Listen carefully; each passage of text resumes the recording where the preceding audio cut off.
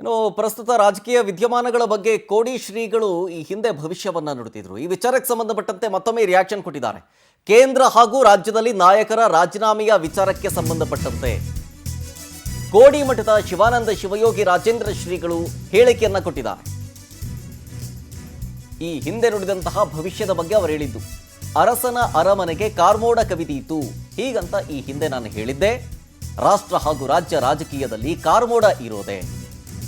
ಅಲ್ಲಿ ಉಪರಾಷ್ಟ್ರಪತಿ ರಾಜೀನಾಮೆ ಕೊಟ್ಟರು, ಇಲ್ಲಿ ಇನ್ನೊಬ್ರು ಅಂತಂದ್ರೆ ರಾಜಣ್ಣ ಅವರ ಹೆಸರನ್ನ ಪ್ರಸ್ತಾಪಿಸದೆಯೇ ಪರೋಕ್ಷವಾಗಿ ಶ್ರೀಗಳು ಹೇಳ್ತಾರೆ, ಸಂಕ್ರಾಂತಿಯವರೆಗೂ ಇದ್ದಿದ್ದೇ ಇರುತ್ತೆ. ಯುಗಾದಿ ಭವಿಷ್ಯದಂತೆ ಮಳೆ ಆಗ್ತಾ ಇದೆ, ಈಗ ಸಂಕ್ರಾಂತಿ ಭವಿಷ್ಯ ಹೇಳಬೇಕು, ಅಲ್ಲಿ ತನಕ ತೊಂದರೆ ಇಲ್ಲ. ಗದಗದಲ್ಲಿ ಶಿವಾನಂದ ಶಿವಯೋಗಿ ರಾಜೇಂದ್ರ ಶ್ರೀಗಳು ಈ ಸಂಬಂಧ ರಿಯಾಕ್ಷನ್ ಅನ್ನ ಕೊಟ್ಟರು. ಅರಸನ ಅರಮನೆಗೆ ಕಾರ್ಮೋಡ ಕವಿದೀತು, 30 ಸೆಂಟ್ರಲ್ ಸ್ಟೇಟ್ ಎರಡೂ ಹೇಳದ್ ನಾನು. ಅಲ್ಲಿ ತೊಂದರೆ ಇದೆ, ಇಲ್ಲೂ ತೊಂದರೆ ಇದೆ. ಸಂಕ್ರಾಂತಿವರೆಗೆ ನಿಖರವಾಗಿ ನಾನು ಹೇಳಲ್ಲ.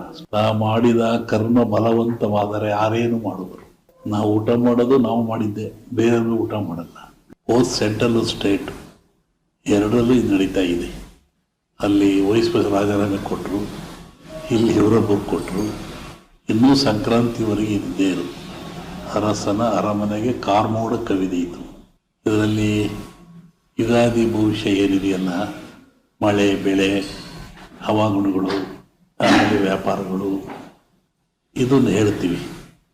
ಈ ಸಂಕ್ರಾಂತಿ ಭವಿಷ್ಯ ಏನಿದೆಯಲ್ಲ ಅದು ರಾಜರಿಗೆ, ಮಹಾರಾಜರಿಗೆ, ದೊಡ್ಡ ದೊಡ್ಡ ವ್ಯಾಪಾರಸ್ಥರಿಗೆ, ಯುದ್ಧಗಳ ಬಗ್ಗೆ ಅದು ಹೇಳ್ತೀವಿ.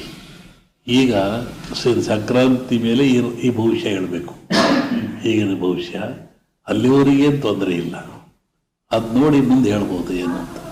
ಅರಸನ ಅರಮನೆಗೆ ಕಾರ್ಮೋಡ ಕವಿದೀತು, 30 ಸೆಂಟ್ರಲ್ ಸ್ಟೇಟ್ ಎರಡೂ ಹೇಳದ್ ನಾನು.